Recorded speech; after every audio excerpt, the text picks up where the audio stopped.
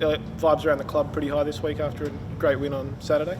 Yeah, they are. There's still areas that we want to improve on as well. And we probably only played half of a football game, really, when you look at it. And we came away with a win, which is fantastic to obviously win away, but there's still plenty of things that we're building towards and that we're striving to get better at. So as much as you want to play 4 good quarters, North really took it up to us for that first half, and we just sort of stuck at it and kept to our guns, and had some strong belief that if we played our best football, which eventually we did get there, but it probably took us a little bit too long of what we'd like, and at the end of the day we only just got over at the final siren. So you'd like to have games sewn up a bit earlier than that, but it was a great win away. You've kicked some good goals over your career, but the first one in that last quarter from the pocket, how does that rate? I thought it was, at the time, I probably celebrated a little bit too much. But, sometimes you let the emotion get the better of you at times, and I probably carried on a little bit too much. But I thought it was a pretty good goal. So I think it was more for the stage of the game as well, and what it meant. I knew it was close, but I didn't realise that it was putting us equal and even. So, I was glad it went through. So what did you say to Gaffy? Did you tell him to make go for it? Yeah, I did, yeah. I had 96 FM this morning, so I don't know if you heard, but I said the same thing. I said, look, mate, you've got the wind behind you here. Just put it up, get a little bit of air behind it, and you might actually get there. And and he just speared it straight in. Mate, what are you doing? Obviously, he's got selective hearing, so he didn't obviously take in what I had to say. But at the end of the day, it actually worked out okay. Absolutely massive week for Gaffy. How much extra motivation, not that you ever need any to claim a third win on the trot, but a big week for him. How special would it be to get the win? Yeah, massive week, and be phenomenal to send him off in a good way as well. Being chaired off with a loss is horrible, so you don't like those types of events and feelings as well. So you want to cheer him off with a good win and sing the song afterwards. So hopefully JD and I will be underneath and one leg on each side, and it's a good feeling. Tell us about him as a person around the club during his time here, Elliot. Introvert, real introvert, keeps to himself. So, but his locker, especially back in Subi days, was an absolute pigsty. So it stunk, and he's had clothes that were just 3-4 days old that were sweaty, and especially Subi days when those lockers were very, very small, it would stink out the whole locker room. So a few of the boys would get up Gaffy, but over the years, I think finally some constructive criticism got the better of him, and he's tidied up his ways a bit. But he's a fantastic bloke to have around the football club. He's one of my good mates that I've grown up with. He's put me under the wing since I've got here from day dot, and I guess as well a lot of the younger kids throughout the generation, especially now, what he's been able to do. But mainly he's just a genuine human being that wants the best for the football club, wants the best for all individuals, and he just cares a lot and dearly. So it's a big loss. It's a big loss for us, and when you probably look back on his career, he's had a fair few individual accolades that rise up to the player that he is. What about the way he's carried himself during what's been a pretty tough year for him personally? Yeah, well, that goes on to probably a bit of what I was saying before, in the sense that he just wants to try and do the best for the club, do the best for the younger generation coming through, and he's been able to help teach a lot of these younger kids coming through about how to play the wing role. And I reckon for a good stage of his career, majority of his career, he was playing that very well and probably changed it a fair bit. So he's been phenomenal for a lot of the younger generation coming through. His leadership's been phenomenal. So you're a great Fremantle family. You got any sense of what you can do for Fremantle if you win? I mean, is there any feeling about it? Yeah, it's a horrible spot to be in. We've been in that spot that you're relying on a few other things to go your way. You'd like to try and lock in finals as quick as possible, but at the end of the day, though, we're just going in, we just want to try and have a win for Gaffy. We're not thinking about anything other than that. You might unite the state, though. Might be a first then, wouldn't it? Don't know about that. Yeah, we'll see how we go. To ignore the Blues injury carnage. It's obviously we've been through a fair few of events like that as well. I think the Derby last year probably was very similar. So, but they've still got very talented players in their talented list. So we know that it's going to be hard, and they're pushing for finals as well. They've got to solidify their spot. So it's going to be a cracking game. So we're up for the fight. You could almost be favourites. So you go from a situation where everyone just wants you to compete and show energy and that sort of thing, to a point where you're playing at home, you're playing a team that's pretty banged up, and a lot of people will almost be expecting you to win. How do you handle that mental shift? It's not too different. Yeah, it's not too different. The best thing about being at this football club is that everyone expects you to win. And that's the best part about being at West Coast, is because everybody wants you to win and wants to win a flag every year. So the expectation to play finals, to win grand finals, especially at a big club like this, it's always there. So regardless of week to week, going in and especially this week against Carlton, like, it doesn't change. Like, it's, for us, it feels like we have to win, and myself especially, for what the fans want and for the fans' expectations. They want you to win every game, and that's how I go out there and play. In the Tassie game, was there a moment where you went, oh, we can win this, and let's switch on or play a different way? Was there a moment there where I think you said something about talking to Gov about it as well? Yeah, the first half we were playing some bad football. Yeah, we weren't playing as well as what we would have liked. Just things weren't clicking as well as what we would have liked, and we still stuck at it and we're hanging in. And North probably cost themselves, and we shot ourselves in the foot a few times with some opportunities, but a bit of a mixed bag. And then after half time, there was a few things that we tweaked as well structurally, but after we kicked a couple of goals and things started to change a little bit, especially around the contest, it sort of felt like, hang on, we're pretty close. And going into three-quarter time, I think it was 11 points or something like that. So we knew we were in it, and it was just a matter of, okay, how are we going to try and run over the top of them? So, yeah, I think at one point there in the comments to Gov, I think it might have been we just kicked a goal to put us a point behind. And I said, all right, Gov, what do you want to do here? Do you just want to have the boys running off the back of the square? I hope you've got those backs just steaming off. And he goes, yeah, we've got all 4 blokes running off. So Hoffy was actually the one that actually held back a little bit. 3 or 4 blokes actually went turbo, and Hoffy held back and just thought, I'll suss this one out a little bit, and somehow it's just miraculously fallen into his lap. And yeah, I think he's had to kick it over the 2 tallest blokes in the midfield as well, in Cherry and probably Elliot Yeo, and somehow got it out to Gaffey on the side, on the flank, and yeah, the rest is history.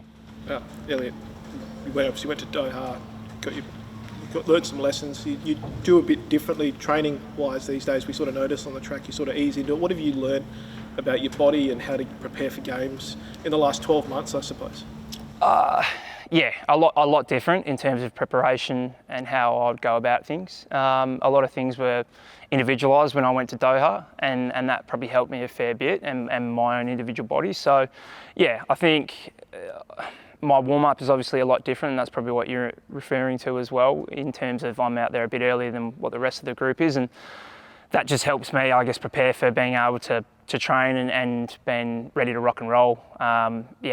Majority of the group is a lot younger than myself, so I need that little bit extra to get moving. But from what we've found, and from working with Killer and a few others as well inside, is that's what is able to get the best out of me and be able to train and play throughout the week. So it's not just that. I think when we have games as well and we're warming up, I'll have a couple set shots or whatever, but then I'll go off and do a few small things as well that I need to do in order to prepare my body to be able to play. So yeah, it's a little bit different. I'm a little bit more focused on what I need to do in order to get myself right, instead of what the rest of the group does. How much more confidence though has that given you, in the fact that it seems to have worked for the majority of this season? Yeah, massive amount of confidence. I think the more continuity that you can get, the more confidence you get from it. So yeah, I've been able to play majority of the games this year, other than a small handful. So yeah, it's been fantastic, and hopefully I can tick the next 2 boxes off as well with these last 2 games and finish off on a good year. Yeah. Obviously committed to the club for 3 years, but there was a bit around other clubs searching, looking at you and wanting your services. It must be a big compliment, but did you ever really have your head turned? No, I'd always wanted to stay. My partner's obviously, she's pregnant, and it's obviously going to be quite hard to move and get up and go. So I was always hopeful that we'd get it done, and I'm glad that we did. So yeah, it obviously took a lot longer than what I would have liked, but I'm glad to stick on and glad to be a part of just a phenomenal football club, and for what this club's been able to help me do, and especially this past sort of 12 months, to get back onto the field, I'm grateful for. Do you get in Tommy's ear and say, hey Tommy, what's going on, mate? Or do you leave him alone, or you just... You got to be realistic too. Yeah, football's a short game, and careers are short too. So you got to understand that as well. Ideally, Tommy's ideally we'd like to keep him. He's a phenomenal player, all Australian pretty much. Like he's up there in terms of players that he's an absolute freak. So I would have thought that he's in that calibre. He's for us. Would love to keep him. So, but at the end of the day, it's Tom's decision. Is there any learnings from sort of when your signature seemed to be making headlines every single day that you would sort of pass on to Tom in this situation now with all the discussion around it? Not really. No. I tend to stay out of everything like that. So, like I said, you've got to be realistic. But at the end of the day, that's his decision, and I just stay out of everything as what we can. And my job and my role is to play football and get the best out of myself and the team as well. So at the end of the day, that's all that we're focused on. So all that outside noise can sort itself out eventually. Goes without saying, but how significant of a loss would it be for the club? Oh, massive loss. Yeah, as I said, TB's that all-Australian type calibre player. So massive loss. But as I said, I'm confident that the club will get it done. You obviously get linked heavily with being a mentor to young Harley, but there's Clay Hall as well, Harvey Johnston, all those young kids coming through. How much are you enjoying being part of this next generation for the Eagles? Yeah, it's an exciting part, especially being around the locker rooms and being a part of the younger group. They just got so much energy. And it kind of takes you back to when you were a kid and bouncing off the walls as well. It sort of helped me a little bit, getting that little bit older. But it's a lot of fun, and when you've got talented young kids around you as well, that you can see where things is going to start to head. It's good to be a part of, and for me, it's fun to be around, and they're good listeners. They want to try and compete and get the best out of themselves. So, you can certainly see where things are heading, and I think the past couple of weeks as well have shown that there's some positive signs. You grabbed Harley a couple of times because he's so combative.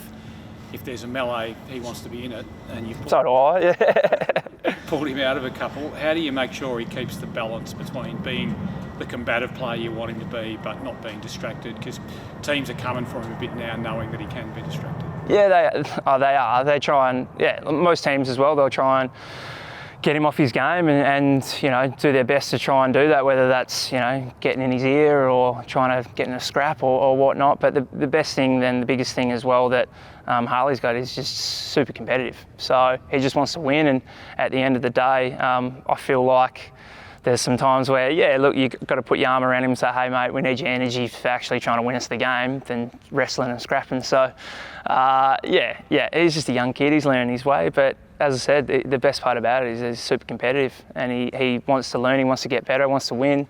So, as I said, it's a good, exciting time to be a part of the group. Does he listen? Or? He does. Yeah, he does. So, he does. So, yeah. The punters love seeing the 96 and the 69 together. How did you put that in there? How did you get that? That's what I noticed. You're going to have to put it as R now. Were you even surprised yourself that you were the guy pulling him out? Like, first bloke in normally. Yeah. You're going, holy shit, I'm either maturing or I'm mentoring. Like, what is it? I had to check myself for a bit there. I was like, this is uncharacteristic. So, but at the end, as I think it was a couple of weeks back now, I put my arm around him, just said, hey, mate, we need your energy to try and win this game. I don't need you in that.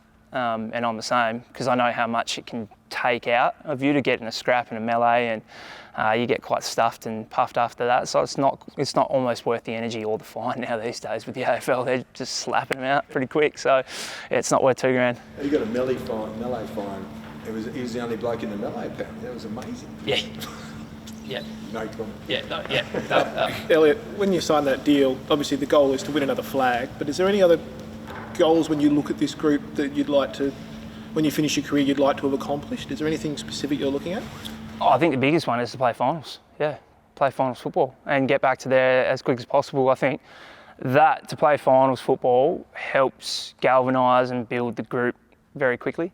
So finals football is a different brand of football, and to be able to look, I'm hopeful that I can play more than 3, but we'll see how we go. But the ultimate is to win a grand final. But the more finals you can play, I think the better off you are in terms of winning that. And I think that probably showed throughout 15, 16 and 17 for us as a playing group, and then we went on to 18, which helped phenomenally.